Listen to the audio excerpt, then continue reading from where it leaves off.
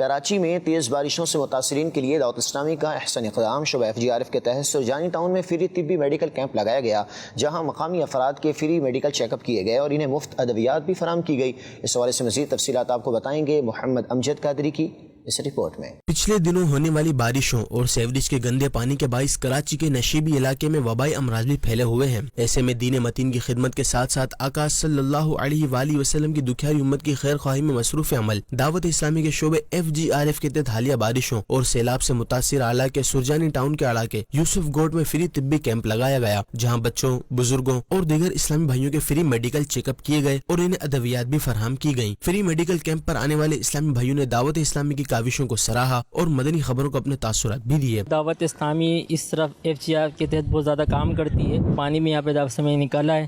اللہ دعوت اسلامی کو دین دوگنی رات چوگنی ترقی عطا فرمائے۔ اس کیمپ کے سے اتنا فائدہ ہوا ہے کہ لوگ اب جو نہیں لے سکتے، دوائی نہیں افورڈ کر سکتے تھے، اس سے ان کو دوائی مل رہی ہے اور یہ دعوت اسلامی بہت بہترین کام کیا ہے، اس سے کافی لوگوں کو فائدہ ہوا ہے۔ فری میڈیکل کیمپ پر خدمات انجام دینے والے نجی ہاسپٹل کے ڈاکٹر نے بھی دعوت اسلامی سے اظہار تشکر کرتے ہوئے مدنی خبروں کو اپنے تاثرات دیتے ہوئے کہا، اچھا انیشیٹو ہے۔ اکثر لوگوں کا یہ کہنا ہے کہ بارشوں کی وجہ سے ہم ڈاکٹروں کے پاس نہیں جا پا رہے تھے، تو جیسے ڈائریا جیسے اور اسکن ڈیزیز بہت زیادہ رپورٹ ہوئی ہے ابھی تک میرے پاس۔ یوسف گوٹ میں لگائے گئے میڈیکل کیمپ پر موجود FGRF کے ذمہ داران نے مدنی خبروں کو بتایا، یہ بڑے بڑے علاقے ہیں، یہاں پہ روزی گوٹ، حسن بروہی گوٹ، یہاں پہ بھی تقریباً 6-7 فٹ پانی موجود تھا۔ تو اب جو نیچے اترا ہے تو وہاں کیچڑ اور دلدل کے معاملات کی وجہ سے جو ہے نا دیگر بیماریاں جلدی امراض کی پھوٹ رہی ہیں۔ تو ہمارا ارادہ ہے کہ انشاءاللہ وقتاً فوقتاً، یعنی ایک دن آج یہاں لگا تو کل جو ہے انشاءاللہ حسن بروہی گوٹ میں، اس کے بعد گلشن نور میں، پھر گلشن سرجانی، انشاءاللہ وہاں پہ ترکیب کرتے رہیں گے انشاءاللہ۔ آقا صلی اللہ علیہ وآلہ وسلم کی امت جب بھی مشکلات میں ہوتی ہے تو دعوت اسلامی مشکل کی اس گھڑی میں ان کی خیر خواہی کے لیے پیش ہوتی ہے۔ دعوت اسلامی کے ذمہ داران دور دراز علاقوں میں جا کر متاثرین کو طبی، مالی، اخلاقی معاونت فراہم کرتے ہیں۔ یہ سلسلہ آفت زدہ دنوں میں ہی نہیں بلکہ سارا سال ہی جاری رہتا ہے۔